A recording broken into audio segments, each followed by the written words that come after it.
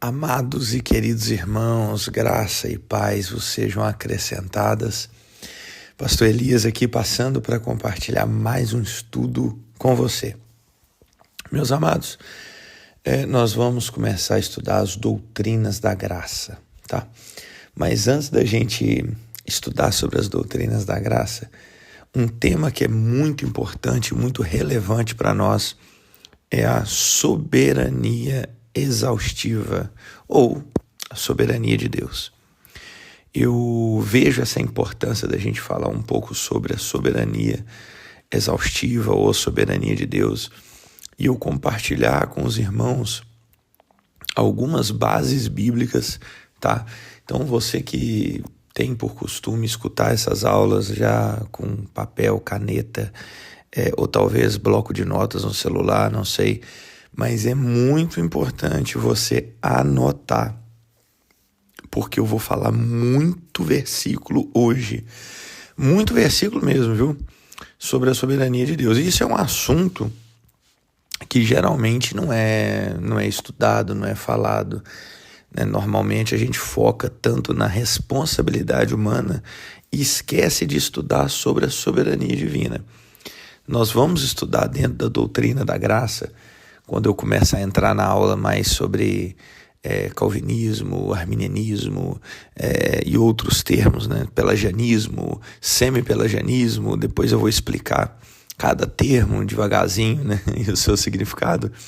Mas, geralmente, dentro das doutrinas da graça, nós temos a soberania divina e nós temos a responsabilidade humana. Pastor, o que isso quer dizer? Deus é sempre soberano e nós somos sempre responsáveis, ok? Então, dentro das doutrinas da graça ou dentro do calvinismo, eu vou sempre caminhar nessas duas verdades. Nós somos responsáveis, ok? Pelas nossas escolhas, por aquilo que fazemos ou não fazemos, nós somos responsáveis. Ok? Mas Deus é sempre soberano, ok? Então, por exemplo, quando você pega outras visões, nessa aula de soberania divina, eu não vou me prender muito aos outros termos, mas quando nós saímos do calvinismo ou das doutrinas da graça, em alguns casos, preste bem atenção, em alguns casos, a responsabilidade humana se sobrepõe à soberania divina. O que isso quer dizer? Deus quer fazer algo com alguém, mas se a pessoa não quer que Deus faça aquilo, a vontade da pessoa se sobrepõe à soberania divina, ok? Agora, o que eu acredito, né? O que eu acredito e a visão da Viva Church acredita? Nós temos a nossa responsabilidade. Nós escolhemos, decidimos, fazemos ou não fazemos. Eu não uso o termo livre-arbítrio. Por quê? Porque se você jogar, por exemplo, aí no Google o significado de livre-arbítrio, você vai ver que um dos significados é assim: poder de tomar decisão livre de condicionamento. Então, por causa desse significado livre de condicionamento, é onde eu já falo que nós não temos o livre-arbítrio. Por quê? Porque nós estamos condicionados a muita coisa. Estamos condicionados à vontade de Deus. Por exemplo, nesse corpo aqui de carne, nós estamos condicionados ao pecado. Você, por exemplo, é crente, né? Glória a Deus. Você é servo do Senhor, você já foi vivificado, mas mesmo assim, enquanto nesse corpo de carne, você está condicionado ao pecado. Se alguém tiver livre-arbítrio, eu vou te falar aí, então use o livre-arbítrio e decida nunca mais pecar. Isso é impossível. Só vai ser possível quando o corpo de carne ser glorificado e nós chegarmos no céu. Mas enquanto aqui nessa terra, nesse corpo, nós estamos condicionados ao pecado. Eu poderia citar vários outros pontos, né? Condicionados ao tempo, ou seja, nós envelhecemos, condicionados a morrer, ninguém usa livre-arbítrio aqui para ser imortal, enfim. Então, livre-arbítrio, que é um poder de tomar decisões livres de condicionamento, é algo que nós não temos. Mas quando eu digo não temos livre-arbítrio, eu não estou dizendo que nós não escolhemos, decidimos. Não estou dizendo nada disso, não somos livres, não. Nós decidimos, escolhemos, fazemos ou não fazemos, decidimos ou não decidimos, ok? Então nós temos responsabilidade naquilo que fazemos e que não fazemos. Aonde que entra a opinião das doutrinas da graça? É que essa minha responsabilidade, o Elias decide. O Elias decide, o Elias quer, o Elias não quer, o Elias é livre, ok? Só que essa liberdade do Elias nunca estará acima da vontade de Deus. A vontade de Deus sempre será soberana à minha vontade, ok? Então, nesses primeiros 5 minutos aqui, eu espero ter explicado da melhor maneira possível que nós temos liberdade, nós temos escolhas, só que essa responsabilidade ou essas escolhas ou essa vontade, ela nunca vai sobrepor a vontade de Deus. Ou seja, Deus quer fazer algo, eu não quero, a minha vontade se choca com a de Deus e a minha prevalece. Isso nunca acontece. A vontade de Deus sempre vai prevalecer. Então, os versículos que eu quero compartilhar com você, alguns textos aqui, é justamente para te dar um pouco de luz, né? Para lançar um pouco de luz aí sobre esse assunto, que a vontade de Deus sempre ela vai prevalecer a minha vontade. E eu vou te compartilhar alguns textos que geralmente, é como eu disse, a gente não ouve muito, não pesquisa muito, não é um assunto que todo mundo pesquisa, e eu tenho certeza, né, não estou recebendo nenhum tipo de revelação de Deus aqui, mas eu tenho certeza que alguns versículos aqui que você vai anotar, você nunca talvez parou para meditar, pensar, ou talvez nunca leu, e esses versículos estão na Bíblia Sagrada. Eu já quero fazer um aviso aqui, um alerta, que nós estamos entrando agora num ambiente de uma doutrina forte, pesada, séria, robusta, tá? Se você é um neófito, se você é um novo convertido, se você está começando na fé agora, se você ainda não tem estrutura espiritual pesada, forjada, eu já te aconselho a poder dar um pause nesse Spotify, vá ouvir outro, vá lá no Pode Falar Pastor, abra outro Spotify mais didático, porque o que nós vamos estudar aqui é uma doutrina que é chamada pelos teólogos de uma doutrina forte. Não é para bebês espirituais, é uma doutrina para quem já está maduro espiritualmente, ok? Então, se você ainda está no começo da fé, nos primórdios, primeiros passos, siga o meu conselho, por favor. Não vá pela curiosidade. Vá para outros Spotifys ali, do Pode Falar Pastor, escute outros, medite em outros. Mas se você já é maduro espiritualmente, fique, que você vai ter uma artilharia de textos bíblicos aí e vai se aprofundar ainda mais nas Escrituras, tá? Então eu vou começar a citar alguns versículos aqui da soberania de Deus, ok? E depois, na próxima aula de Doutrinas da Graça, aí sim, eu já quero entrar nos termos que eu citei aqui no início, na explicação dos termos e na explicação do calvinismo, que é aquilo que eu acredito e considero como verdade bíblica na salvação. Isso aqui a aula de hoje é sobre soberania, mas a próxima das doutrinas da graça vai ser sobre um estudo sobre salvação, como que a salvação acontece, ok? Vou te dar o primeiro versículo aqui, para a gente começar logo, né? Deuteronômio 32, 39. Anote aí se você pode. Deuteronômio 32, 39. A Bíblia diz assim: vede agora que eu o sou, e mais nenhum Deus há além de mim. Eu mato eu faço viver, eu firo e eu saro, e ninguém há quem escape da minha mão. Então, primeiro texto para a gente começar o assunto soberania, Deuteronômio 32, 39. Esses textos geralmente são autoexplicativos, né? A pessoa lê isso daqui, não tem nem como ter dúvida.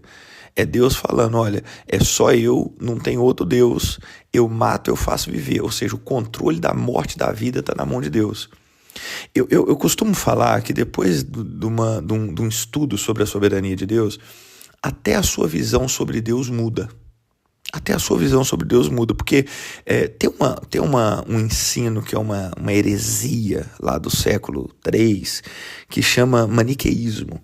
Esse maniqueísmo coloca uma disputa entre o bem e o mal, como se o bem e o mal, né, Deus e o diabo tivesse ali degladiando, lutando, como se o diabo tivesse ali quase que no nível de Deus, sabe? O bem e o mal lutando incessantemente e tal. E isso, meus amados, é assim, isso é filme de Hollywood, tá? Isso aí é desenho animado. Não há uma luta entre o bem e o mal. Se Deus entrar na luta, acabou a luta. Se Deus começar a lutar, acabou a luta. Então, essa ideia maniqueísta do bem degladiando com o mal, meus amados, vamos orar, porque o mal está vindo. Há uma guerra espiritual, não estou dizendo que não existe. Há uma guerra espiritual conosco. Conosco. Há uma guerra espiritual, principados, potestades, demônios, Satanás luta contra a igreja, contra nós e tudo mais. Mas essa luta espiritual é conosco, seres humanos. Se Deus, o nosso Senhor, entrar na batalha, acabou a batalha. Você prova disso é que quando você vê o texto lá de 2 Tessalonicenses 2, que o anticristo vai se levantar na força de Satanás e falso profeta e operar sinais e tal, e vai se declarar Deus e aquela coisa toda que você já conhece esse texto possivelmente. Quando o apóstolo Paulo fala que Jesus virá, ele vai derrotar o anticristo, com o poder de Satanás, assim, a 200%.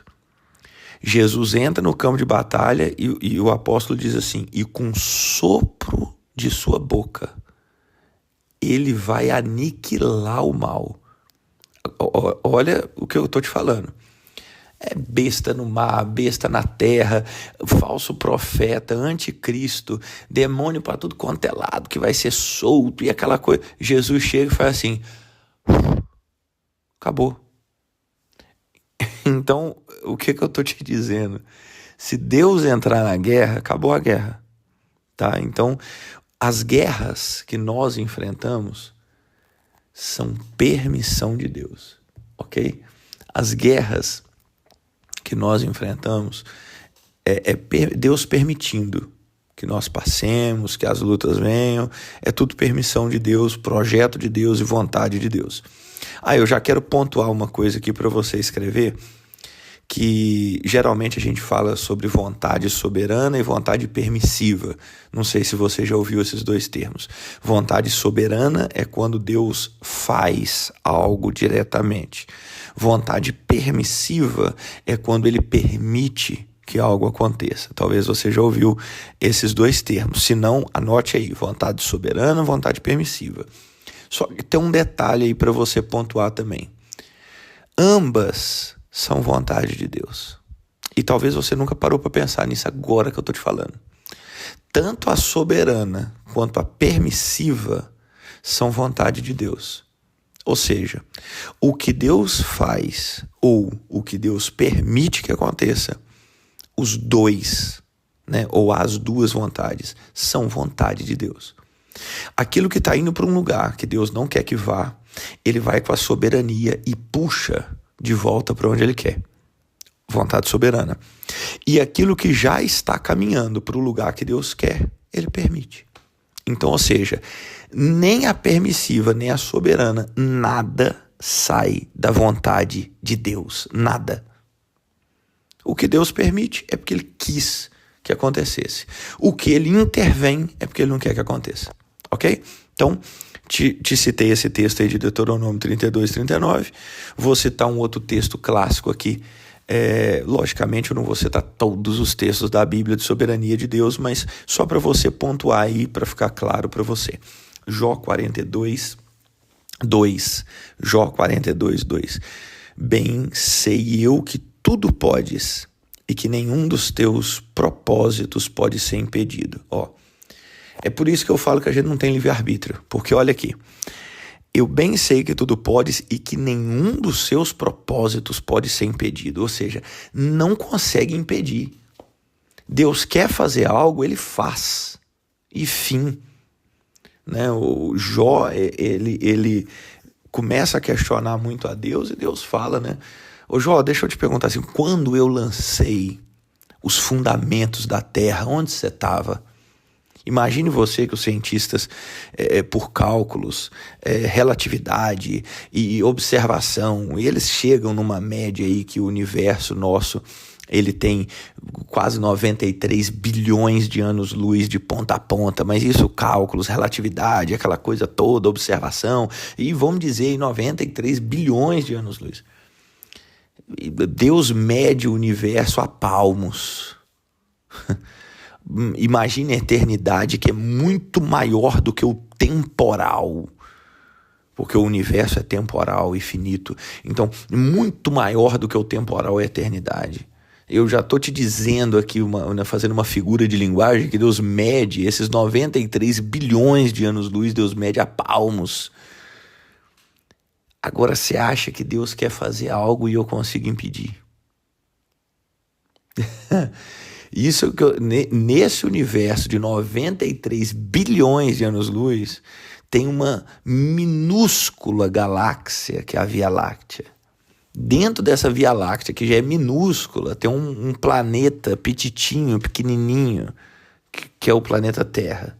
Dentro desse planeta Terra tá eu aqui, gravando esse Spotify para você. Você acha que esse Deus, que é maior que o universo, que é maior que a eternidade, que é tão grande que ele não está na eternidade, a eternidade está nele, porque ele é maior do que a eternidade. A eternidade não consegue comportá-lo. Você acha mesmo que ele quer fazer algo e eu digo assim, não vai, não quero, não. E Deus, nossa, agora eu encontrei uma força maior, um oponente, nossa, agora eu vou ter que... Ele faz, ok? Vamos seguir mais? Vamos de Provérbios 21, anote aí, Provérbios 21. Se você ainda acha assim, né? Talvez você ouviu eu falando isso e pensa assim, não, mas eu acredito que Deus respeita a nossa vontade e acaba cedendo a nossa vontade. Calma que ainda tem muito versículo. Até no final você vai falar assim, realmente não tem jeito mesmo não, hein? Provérbios 21. Como ribeiros de águas, assim é o coração do rei na mão do Senhor, que o inclina a todo o seu querer. Calma aí. Provérbios 21, versículo 1. Como ribeiros de águas, assim é o coração do rei na mão do Senhor, que o inclina a todo o seu querer. Então, Deus inclina o coração do rei, ou nós podemos até colocar aqui o coração do homem, né, a todo o seu querer. Não, mas esse texto está isolado, por enquanto nós ainda estamos no Antigo Testamento, né? Não, está isolado, está meio assim, não sei, isso daí não compensa. Então, anote aí também, Isaías, capítulo 14, versículo 24 ao 27. Isaías, capítulo 14, 24 ao 27. Estamos falando aqui de soberania, hein? Vamos lá. Por enquanto eu estou nas bases bíblicas mais tranquilas, já eu vou chegar numas mais pesadas aqui. Isaías 14, 24 ao 27. Diz assim, o Senhor dos Exércitos jurou dizendo, como pensei, assim sucederá, e como determinei, assim se efetuará. Cadê o livre-arbítrio?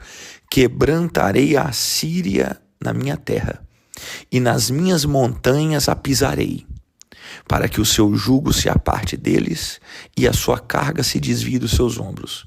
Este é o propósito que foi determinado sobre toda a terra. E esta É a mão que está estendida sobre todas as nações, porque o Senhor dos exércitos o determinou. Quem o invalidará? Eu? Imagina, né? E a sua mão está estendida. Quem, pois, a fará voltar atrás? É aí que eu digo para vocês, meus amados. Se Deus determinou que algo vai acontecer, se Deus disse, mas atenção, hein? Atenção. Eu já vou falar aqui logo de uma vez. Tem uma heresia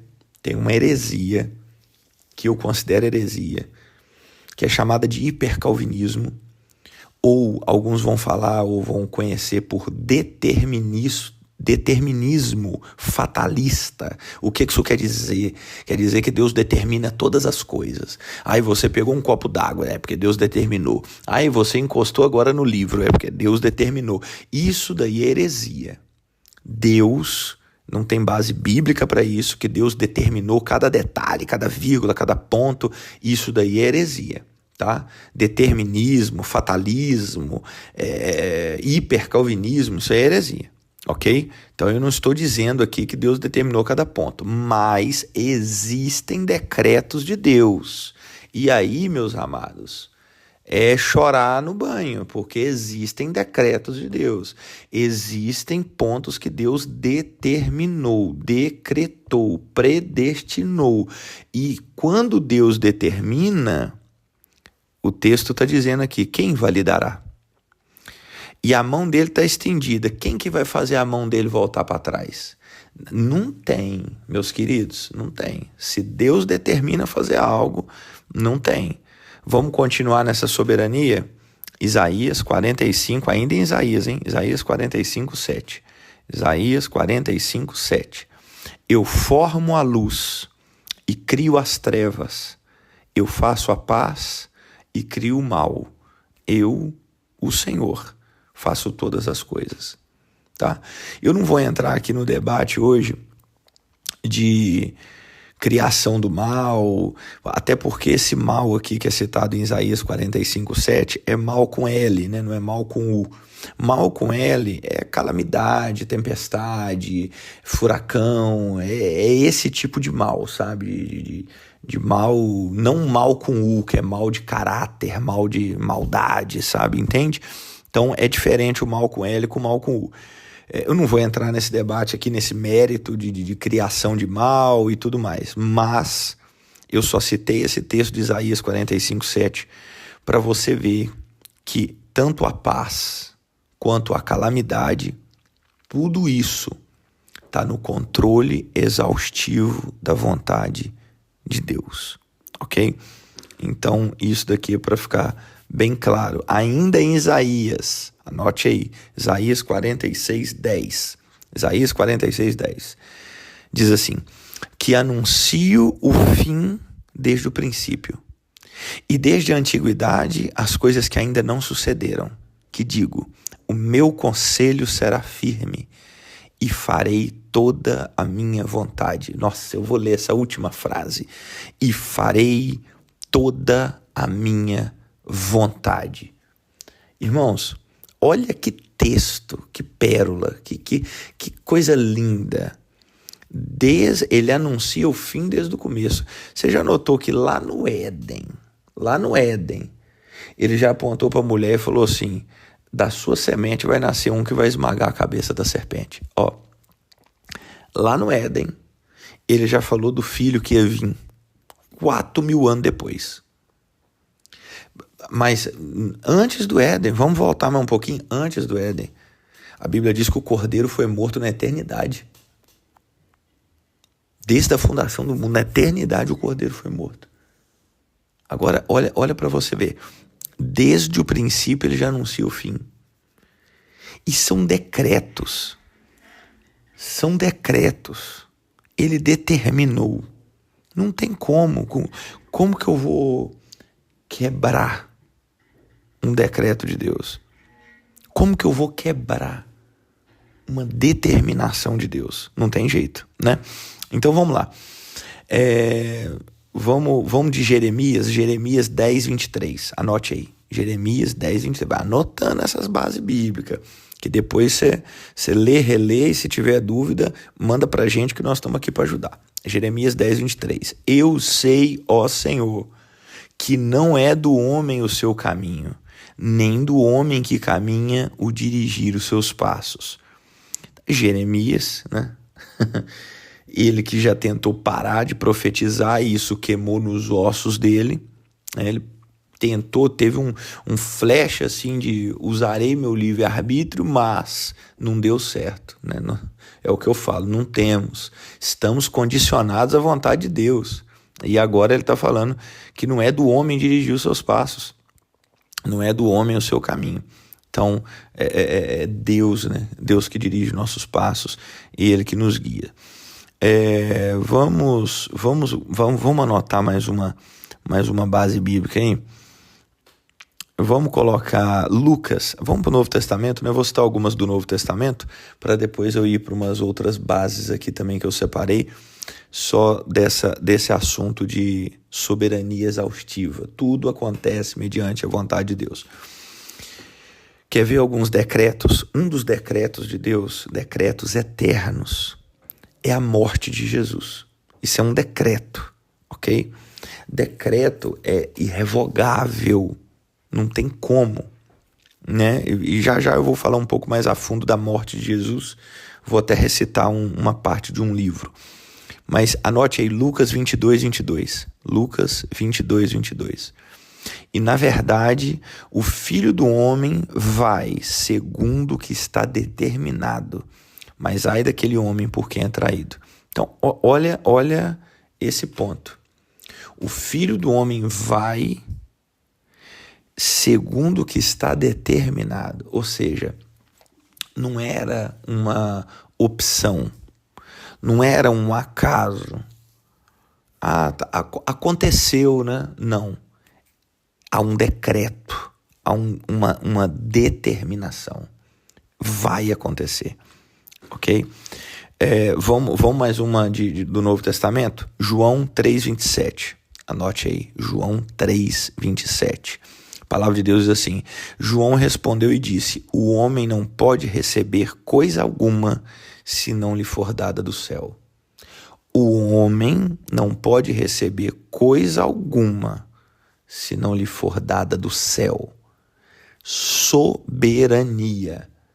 A pessoa está vivendo alguma coisa hoje, chegou em algum lugar, está recebendo algo, foi dado do céu.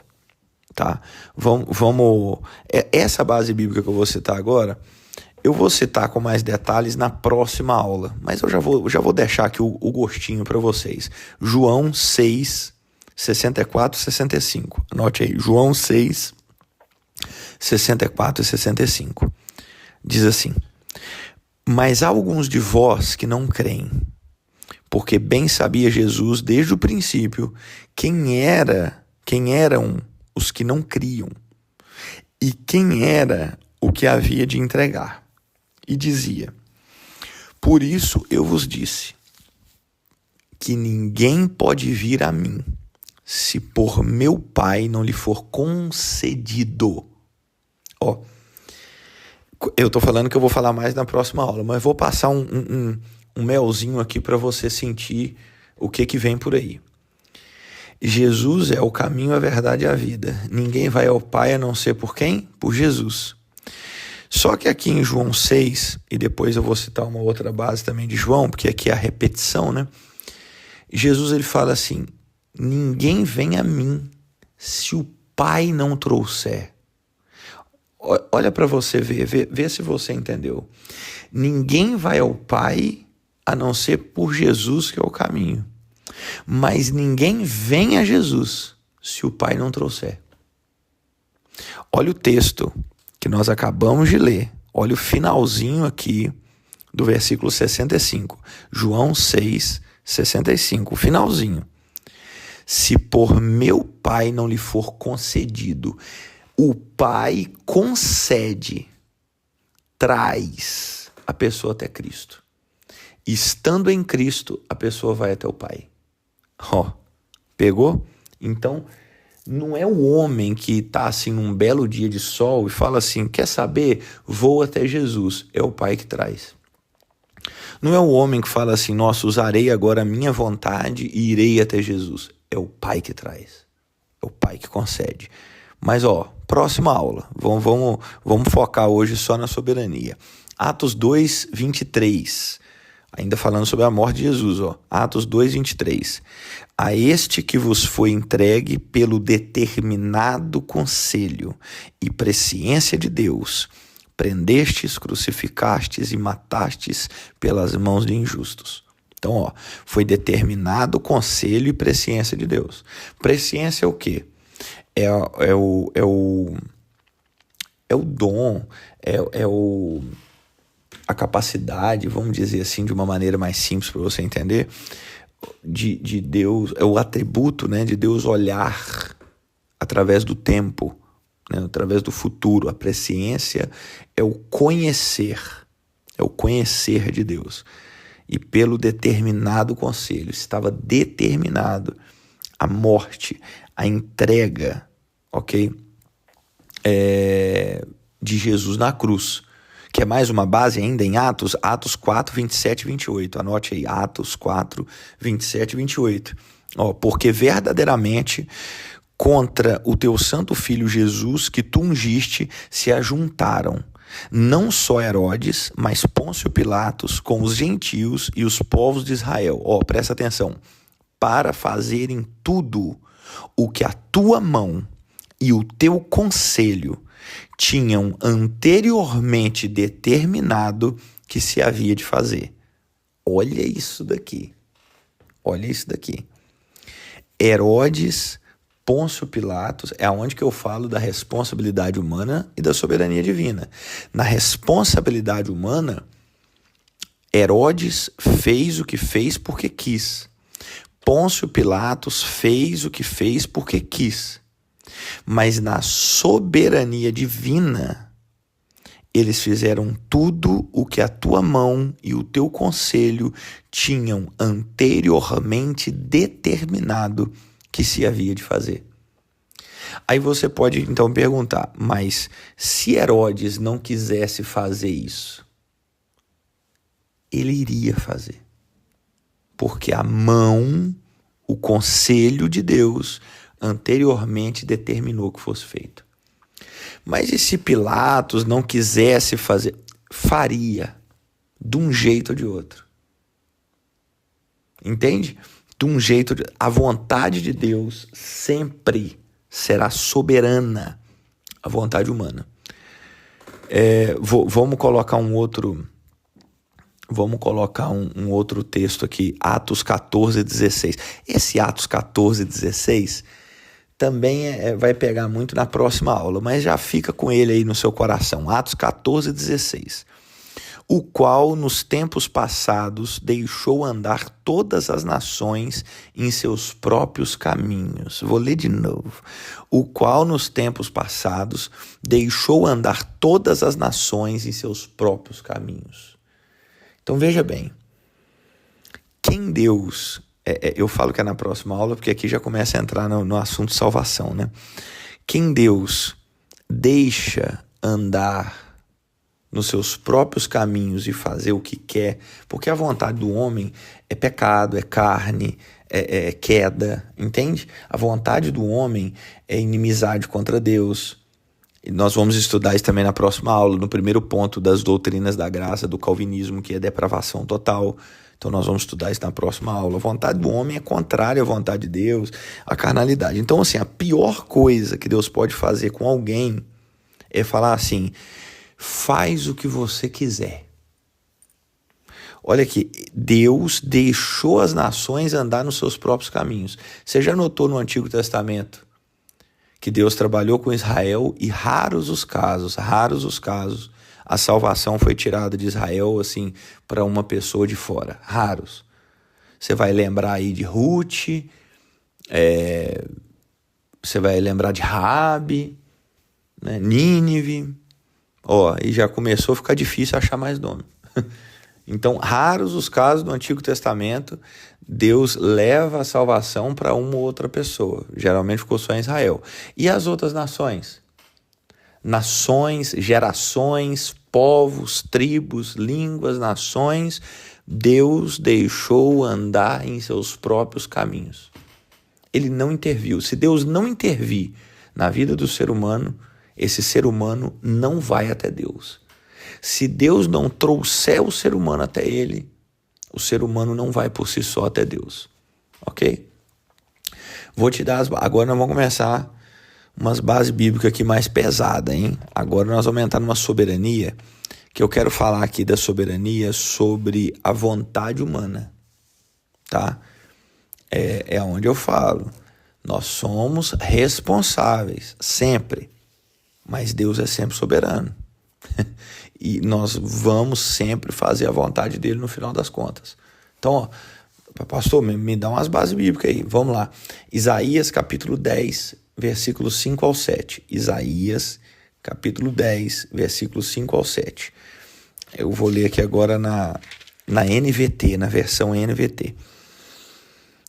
Eu vou ler o texto, depois eu explico o texto. Isaías, capítulo 10, versículos 5 ao 7. Diz assim: que aflição espera a Assíria, a vara de minha ira. Uso-a como bastão para expressar minha fúria. Envio a Síria contra uma nação ímpia, contra o povo com o qual estou irado. A Síria os saqueará e os pisará como pó sobre os seus pés. O rei da Síria, porém, preste atenção no 7.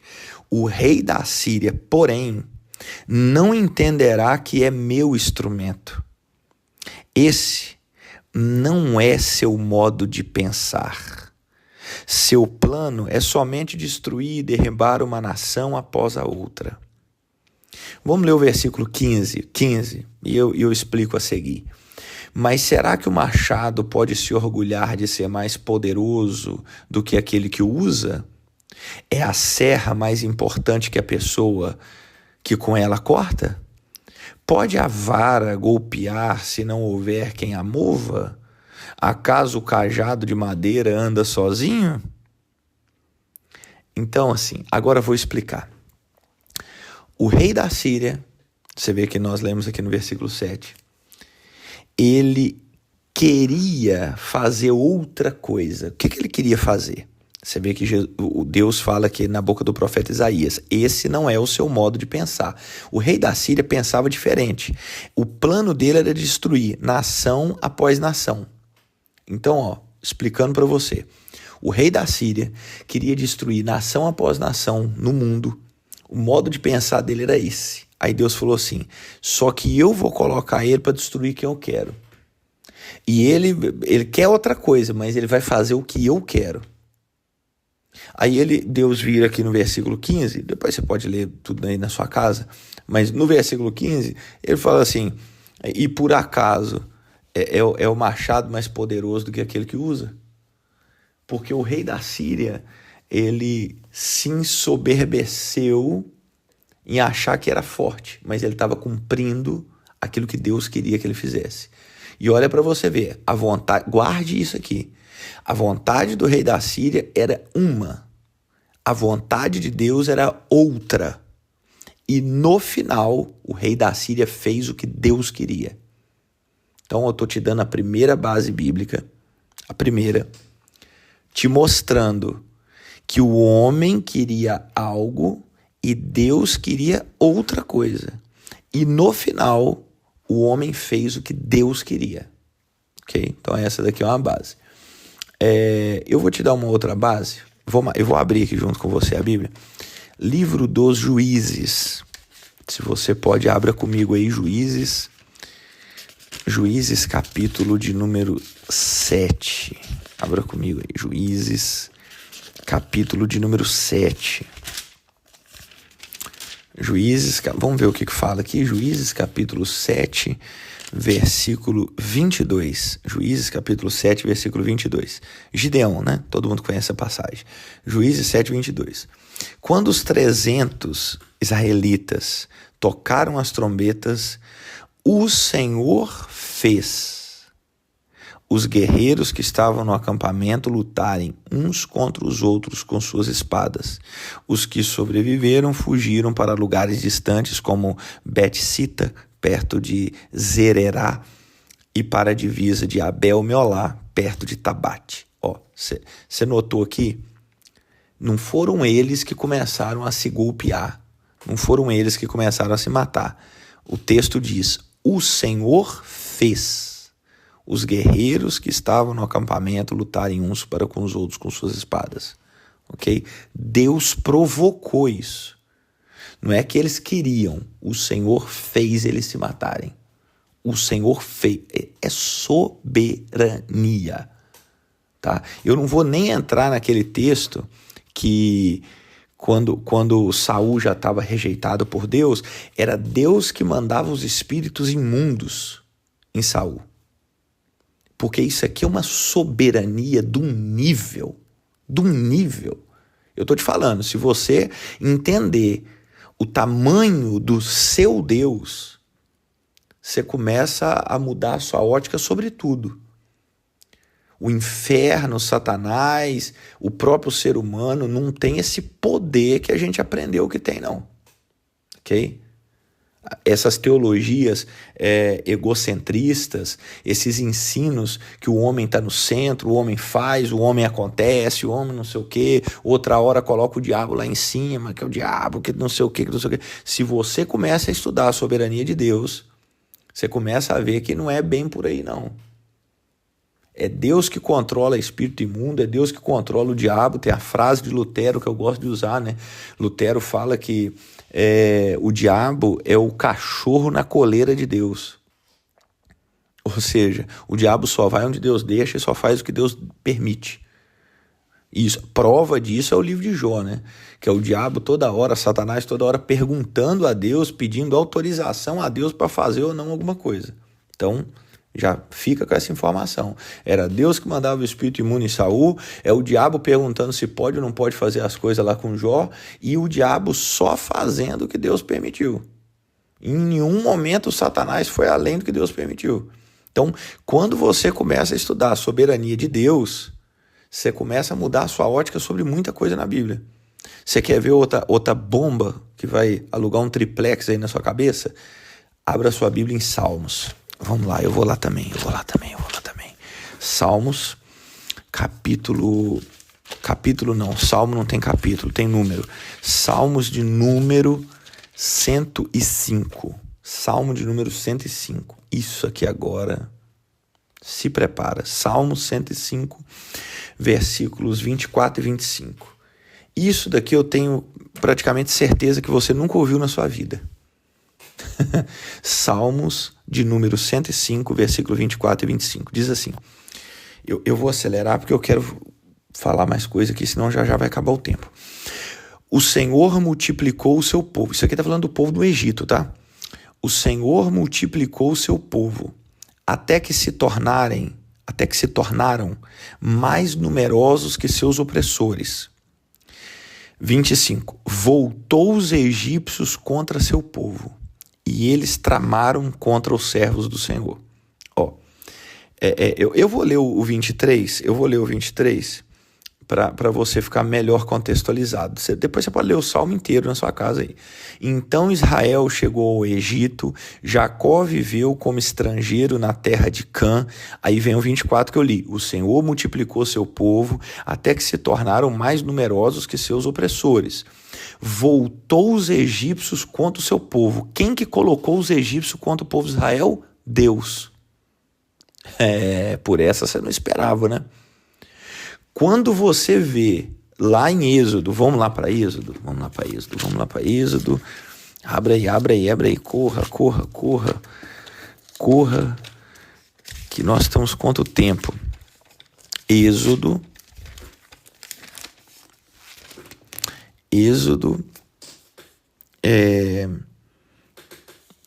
capítulo 1, versículo 9. O rei disse ao seu povo: vejam, agora o povo de Israel é mais numeroso e mais forte que nós. Precisamos tramar um plano para evitar que se tornem ainda mais numerosos. Se não o fizermos e houver guerra, eles se unirão a nossos inimigos, lutarão contra nós e depois fugirão dessa terra. Assim, os egípcios nomearam capatazes para dirigir o trabalho do povo sob opressão. Os israelitas constituíram Pitom e Ramassés, duas cidades que serviram de centros de armazenamento para o faraó. Porém, quanto mais eram oprimidos, mais os israelitas se multiplicavam e se espalhavam, e mais preocupados os egípcios ficavam. Por isso, os egípcios os forçaram com crueldade a trabalhar pesado. Eu não vou continuar aqui, depois você pode continuar a leitura se você quiser. Mas você viu que os egípcios ficou com medo, falou, não, eles estão crescendo, eles podem unir os inimigos e tomar e tudo mais. Você viu no Salmo 105? Deus que provocou isso. Eu quero que você entenda que na nossa ótica, nós estamos fazendo as coisas por nós. As coisas acontecem, eu decido e vem consequência daquilo que eu decidi. E ok, tudo bem, né? Eu planto, eu colho. Exato, olha aí. Os egípcios se levantou contra o povo e começou a perseguir o povo, só que em cima dessa minha responsabilidade tem uma soberania. Deus colocou os egípcios contra Israel. Não, vamos colocar mais um detalhe aí. Êxodo 4, 21. Abre aí, Êxodo 4, 21. É só folhear um pouquinho para frente. O Senhor disse a Moisés, quando chegar ao Egito, apresente-se a Faraó e faça todos os milagres para os quais eu o capacitei. Contudo, endurecerei o coração dele para que se recuse a deixar o povo sair.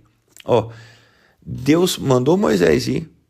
Primeiro ele colocou os egípcios contra o povo. Aí ele falou assim, vai lá Moisés, você vai fazer milagre, sinal, aquela coisa, mas eu já estou te falando de antemão, eu vou endurecer o coração de Faraó. Ok? Eu vou endurecer o coração dele. Mas vai lá. E quando você vai no decorrer do texto aqui, você vai vendo, no decorrer do Êxodo, né? Você vai vendo que em vários momentos Deus está endurecendo o coração de Faraó. Isso aí você já deve ter lido isso aí algumas vezes. Deus várias vezes está endurecendo. Aí você pode me perguntar, mas pastor, eu já não estou entendendo nada. Mas e para quê que Deus endureceu, né, o coração de Faraó se ele estava querendo libertar o povo? A resposta, quem dá essa resposta é Paulo. Romanos 9, 21. Eu não vou me apegar em muitos versículos do capítulo 9, porque também na próxima aula nós vamos falar muito de Romanos 9. Mas olha, Romanos 9, 21. Para quê, né? Para que Deus endureceu o coração de Faraó? Romanos 9 não é o 21, não. É um pouco antes. Deixa eu ver aqui o versículo exato aqui que fala do Faraó. É antes do 21. Vamos começar. De Israel, acaso deixou Deus de cumprir a promessa? Havia Deus prometido ao nascerem. Muito bem, se chama, seu filho servirá a Jacó. Deus foi injusto, terei misericórdia. Nossos esforços, as escrituras afirmam. É o 17, achei. É o 9:17, porque eu só quero ler o exato. Pois as escrituras afirmam que Deus disse ao faraó, eu o coloquei em posição de autoridade com o propósito de mostrar em você meu poder e propagar meu nome sobre toda a terra. Só esse versículo que eu quero ler. Para que Deus endureceu o coração de Faraó? A resposta está aqui. Porque Deus quis mostrar o poder dele no Faraó. Não, pastor, isso aí não pode ser. Então vamos voltar para Êxodo. Abre aí Êxodo 14. Ele mandou Moisés, falou assim, Moisés, você vai fazer milagre, mas eu vou endurecer o coração de Faraó para ele não deixar ir. E por que eu vou endurecer? Para mostrar nele o meu poder. Só que não bastasse, Deus levantou os egípcios contra Israel, Deus endureceu o coração de Faraó para mostrar as pragas e mostrar nele o poder dele, mas ainda tem mais. Êxodo 14, 17 e 18. Êxodo 14, 17 e 18. Êxodo 14, 17. Endurecerei o coração dos egípcios, e eles virão atrás de vocês. Mostrarei a minha glória por meio do Faraó e de suas tropas, seus carros de guerra e seus cavaleiros. Quando minha glória se manifestar por meio do Faraó e de seus carros de guerra e seus cavaleiros, todo o Egito haverá e saberá que eu sou o Senhor. Deus levantou o povo para perseguir Israel. Depois Deus falou com Moisés: eu vou endurecer o coração de Faraó para ele não deixar sair, porque eu vou mandar as pragas e vou mostrar nele a minha glória, o meu poder. Depois que o povo foi liberto do Egito, saiu do Egito, já estava lá no pé do Mar Vermelho, Deus falou com Moisés: eu vou endurecer o coração dos egípcios lá, e eles vão vir atrás de vocês. Faraó, carro, cavaleiro, e eu vou mostrar neles a minha glória. Eu vou matar eles tudo aqui no mar. Então, isso daqui é soberania. Pastor, isso é injustiça. Não queira colocar os nossos parâmetros em Deus. A Bíblia fala que a nossa justiça é como trapo de imundícia. Esse texto de Isaías, trapo de imundícia, é comparado a panos de menstruação, de sangue podre. Olha como a nossa justiça é colocada diante de Deus, como trapo de imundícia. Então, assim, depois nós ainda vamos falar isso aí sobre injustiça, tá? Não cabe ao nosso mérito colocar isso, mas eu estou apresentando para você textos aqui de extrema soberania. Cadê o livre-arbítrio do povo do Egito? Cadê a soberania da vontade do homem aqui? Não existe. A única soberania que tem é da vontade de Deus. Quer ver mais um exemplo? 1 Samuel, vamos ver a soberania de Deus agindo aqui mais uma vez sobre a vontade do homem, tá? Você que sempre pensou que não, eu quero algo, vai acontecer, né? Eu quero, eu posso, e eu decido, e eu faço e aconteço. Olha aqui para você ver, 1 Samuel capítulo 2, o versículo é o versículo 25, mas eu vou ler do versículo 22 para você ficar contextualizado. Eli já estava muito idoso, mas sabia que os seus filhos faziam ao povo de Israel e que eles seduziam as moças que serviam junto à entrada da tenda do encontro. Por isso lhes disse: ouvi de todo o povo o mal que vocês praticam. Por que continuam a agir assim? Parem com isso, meus filhos. Não são bons os comentários que escuto entre o povo do Senhor. Se alguém peca contra outra pessoa, Deus poderá intervir em favor do culpado. Mas se alguém peca contra o Senhor, quem poderá interceder? Agora presta atenção nessa soberania aqui, ó. Contudo, os filhos de Eli não deram atenção ao seu pai, pois o Senhor já havia decidido matá-los.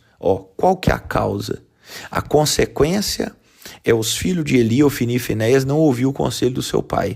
Mas qual que é a causa? Por que eles não ouviram o conselho do pai? Porque Deus já tinha decidido matá-los. Nós fomos apresentados a um Deus cor-de-rosa.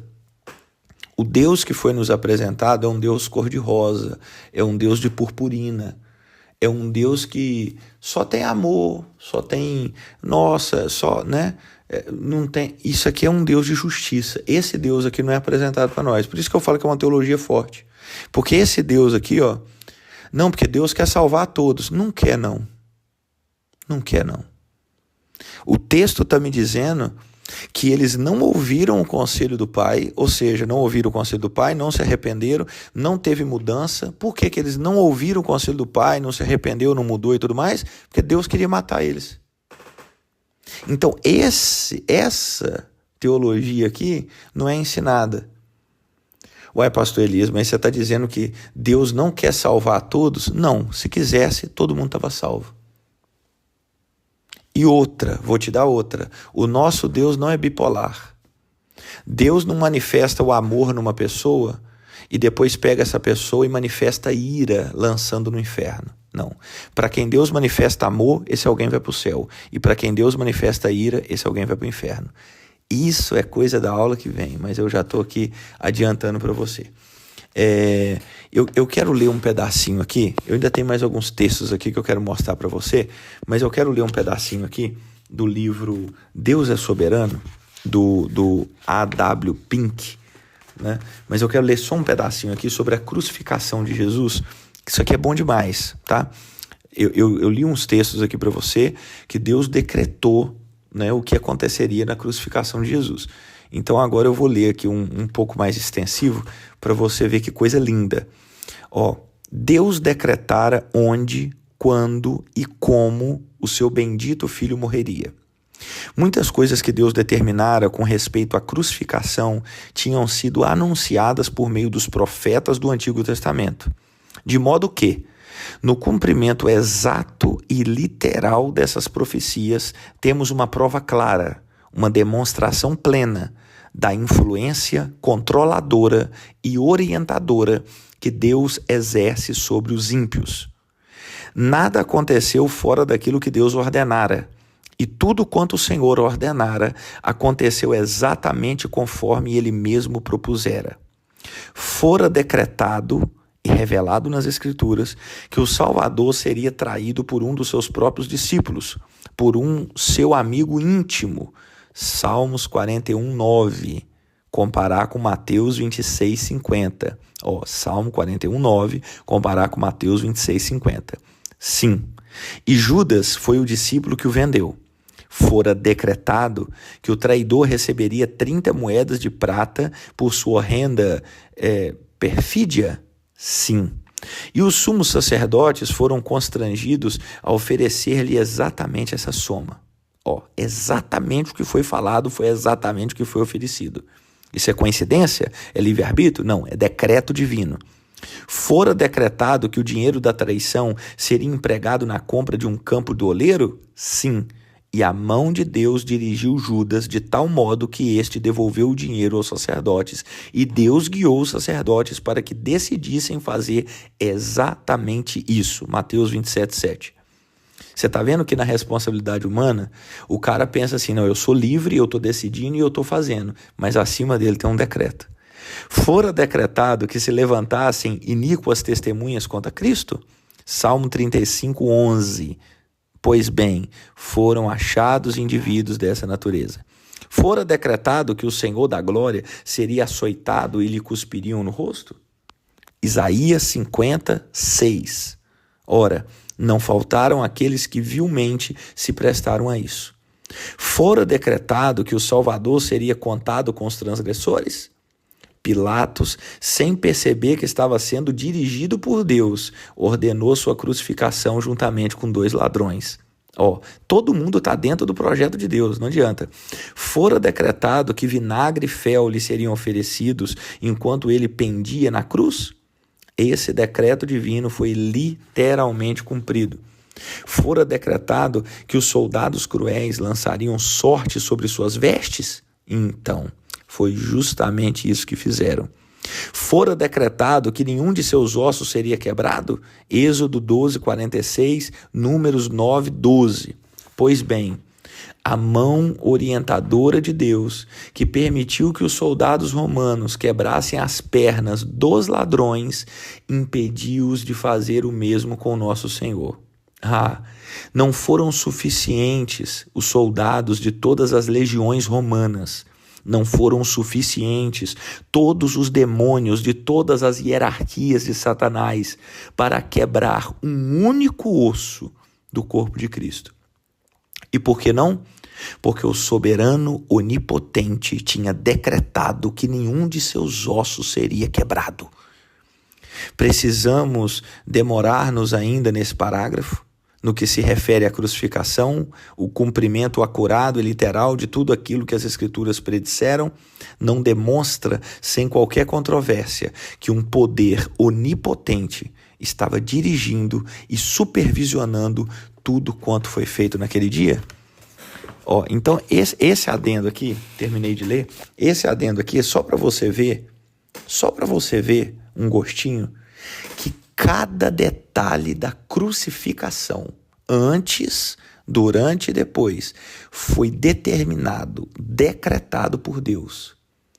E quem estava lá na hora, Pilatos, soldado romano, Anás, Caifás, Herodes, ele estava achando assim, estou usando o meu livre-arbítrio dentro de um decreto divino.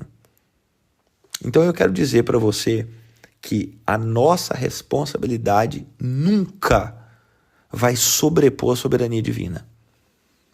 Eu sei que talvez você já ouviu várias vezes a expressão de a caneta que escreve a sua história está na sua mão, decida fazer diferente. Ô, meu amigo, você tem responsabilidade, sim. Cuidado com aquilo que você semeia, cuidado com aquilo que você faz, mas eu estou para te dizer que a caneta nunca teve na nossa mão. A única mão que tem uma caneta que escreve a história é Deus. Deus não é um telespectador da história. Deus é o autor de toda a história. Vamos ler mais alguns textos aqui que eu vou terminar. Já está dando 1 hora já e já bateu meu tempo. Mas Deuteronômio 2, versículo 30. Deuteronômio 2, 30. Mas Seom, rei de Esbom, não nos permitiu passar. Por quê, né? Pois o Senhor, seu Deus, endureceu-lhe o coração e o tornou hostil, a fim de entregá-lo em nossas mãos, como de fato aconteceu. Eu até fui pesquisar aqui, em outras versões, porque alguém poderia falar assim, pois o Senhor, seu Deus, e falar assim, é o Deus de Seom, ou o Deus de Esbom. Só que, por exemplo, na versão King James atualizada, fala o Eterno. O Eterno é o nosso Deus, né? Na NTLH, fala nosso Deus. Nessa versão aqui, NVT, fala seu Deus. Mas na Bíblia Jerusalém, que eu tenho aqui na biblioteca, fala Iavé. Então não tem como fugir que isso aqui foi Deus que endureceu o coração do rei de Esbom para ele não permitir Israel passar. E por que Deus endureceu o coração dele? Para Israel lutar contra e matar todo mundo. Que isso, pastor? Deus endureceu o coração dele, deixou ele obstinado, deixou ele hostil, para ele vir contra Israel, Israel batalhar e vencer todo mundo. Você quer ver outro exemplo? Vamos para Josué. Pula um livro para frente aí. Josué, capítulo 11. Josué 11, 19 e 20. Josué 11, 19 e 20. 19. Ninguém na região fez tratados de paz com os israelitas, exceto os heveus de Gibeon.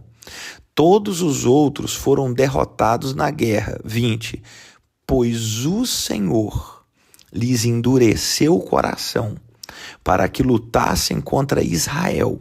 Por isso foram completamente destruídos, sem misericórdia, conforme o Senhor havia ordenado a Moisés. Pegou aqui? É autoexplicativo, né? Talvez você nunca leu esse texto na sua vida. Josué, capítulo 11, versículo 19 e 20. Deus foi lá naqueles povos, endureceu o coração deles para eles lutar contra Israel e eles serem derrotados.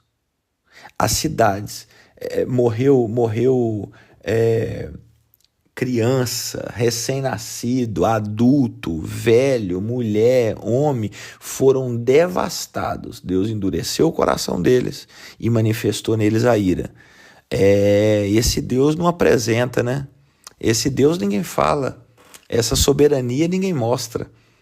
Mas Deus está no controle de tudo.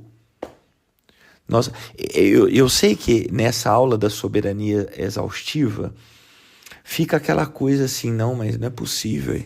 Que isso? Deus não é assim, o meu Deus é amor, é misericórdia.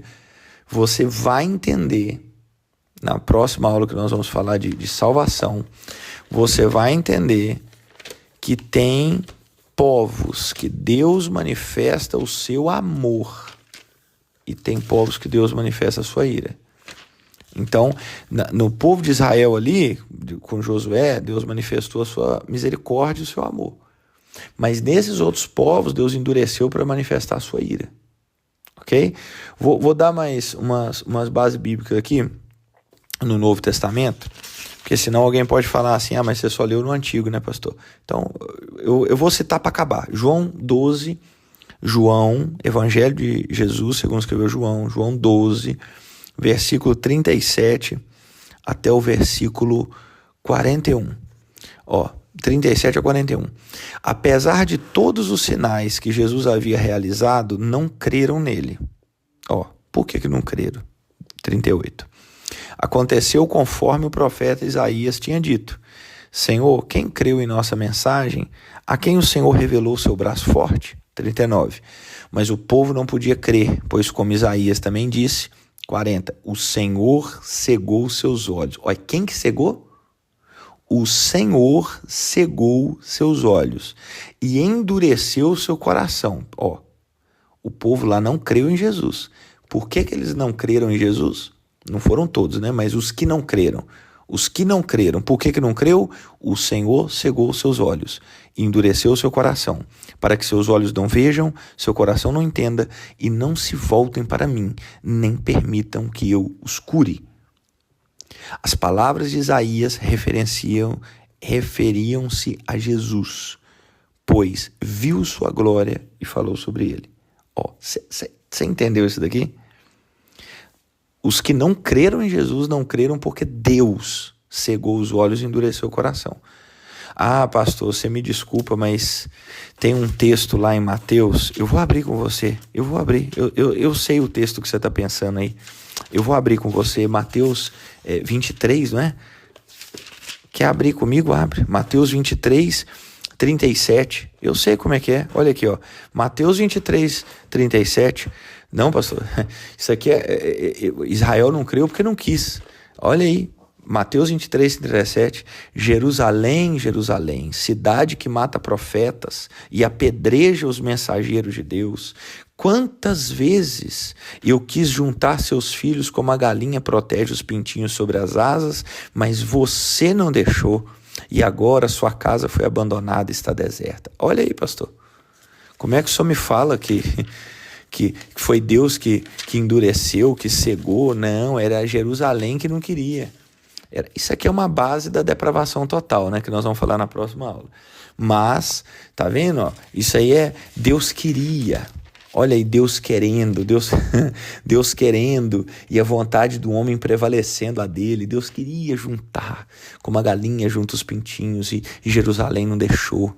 E aí Deus queria e não conseguiu. Deus queria fazer e não teve sucesso. Deus queria juntar e não teve jeito. Vamos ler Romanos? Eu já li João 12. Aí eu citei esse texto aí, né? De Mateus 23, que olha, Jerusalém que não quis. Mas vamos ver aqui Romanos 11. Romanos 11, versículo 5, vamos ler até o 8. Romanos 11, versículo 5. Essa versão que eu estou usando aqui da NVT não fala eleito, fala escolhido, né? Mas se você abrir na sua Bíblia, aí, muito provavelmente vai falar eleito. Eu prefiro o termo eleito do que escolhido, mas tudo bem. Romanos 11, versículo 5. Vamos ver por que Jerusalém não quis? Né? Tentei juntar e você não deixou. Vamos ver por que Jerusalém não quis. Vamos ver o que está acima. Toda a Bíblia Sagrada, irmãos, isso aqui, anote isso aí no seu papel. Toda a Bíblia Sagrada tem versículos da soberania de Deus e versículos da responsabilidade humana, ok? Versículos da responsabilidade humana e versículos com ênfase na soberania divina. Então nós lemos lá esse Mateus 23, 37, que é com foco na responsabilidade humana. Mas vamos agora descobrir por que a responsabilidade humana não quis lá em Mateus 23, 37? Vamos descobrir aqui. Romanos 11, 5. O mesmo acontece hoje, pois uns poucos do povo de Israel permaneceram fiéis, escolhidos pela graça de Deus. Não foi escolhido com mérito neles, foi escolhido pela graça de Deus. 6. E se a escolha se dá pela graça de Deus, então não se baseia nas obras deles, pois nesse caso a graça deixaria de ser o que verdadeiramente é, ou seja, gratuita e imerecida. Até aqui você já está vendo que quem é escolhido por Deus não é escolhido com base nele, porque se fosse com base nele, Paulo está falando aqui que a graça não seria gratuita e imerecida. Ok? Se alguma coisa você fez para merecer uma escolha de Deus, ou para ter a escolha de Deus, então a graça não é gratuita e não é imerecida. Nós vamos falar isso na outra aula, fica calmo. Versículo 7.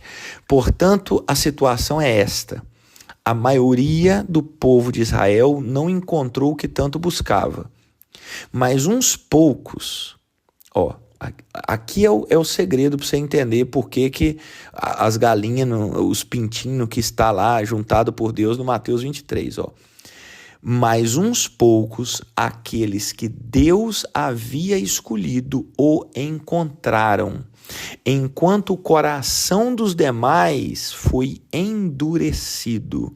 Como dizem as Escrituras, Deus os fez cair em sono profundo. Quem que fez cair em sono profundo? Deus. Deus os fez cair em sono profundo até hoje. Fechou-lhes os olhos para que não veja e tapou-lhes os ouvidos para que não ouça. Então aqui está a explicação. Por que Jerusalém não quis? Porque Deus fechou os ouvidos deles. Por que Jerusalém não quis? Porque Deus endureceu o coração deles. Por que Jerusalém não quis? Porque Deus não deixou que eles crescem. Mas uns poucos, lê o texto depois aí, lê algumas vezes, mas uns poucos Deus abriu o coração, mas os demais ele endureceu. Ok? Então, eu sei que essa aula é muito pequena para tanta informação, né? Porque eu já vim jogando aqui em cima de você um monte de coisa.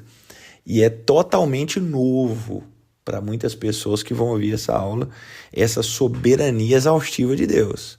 Porque a gente é treinado e ensinado que Deus está sentado no trono assistindo, né, o ser humano decidir, fazer e acontecer. E eu estou te mostrando textos aqui agora para abrir a sua mente, para que você veja que Deus não está assistindo a história. Deus está escrevendo a história.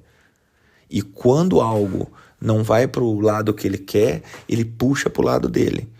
E a vontade humana, de maneira nenhuma, se opõe à vontade divina. É Jonas querendo usar livre-arbítrio para ir para Tarsis. Não teve jeito. Deus trouxe, querendo ou não, com livre-arbítrio ou não, vai para onde Deus quer. É Saulo querendo fechar a igreja e matar crente. Querendo ou não, Deus traz Saulo para onde ele quer. Então, sempre que a vontade do homem se choca com a soberania de Deus, o homem vai para onde Deus quer. Tá bom, meus amados? Eu vou cortar aqui porque já está ficando muito grande, 1h11. Mas na próxima aula das doutrinas da graça, essa de hoje, doutrinas da graça, soberania exaustiva, é só para você ter um vislumbre de quem que está controlando o universo. Porque no momento que você entender a soberania de Deus em todas as áreas, a próxima aula que é sobre salvação, você vai ver que se Deus é soberano em tudo, na vontade humana, nós vamos estudar a soberania de Deus na salvação. E a soberania de Deus na salvação é a próxima aula das doutrinas da graça. Tá bom, meus amados? Deus em Cristo vos abençoe. Fiquem na graça e na paz do Senhor.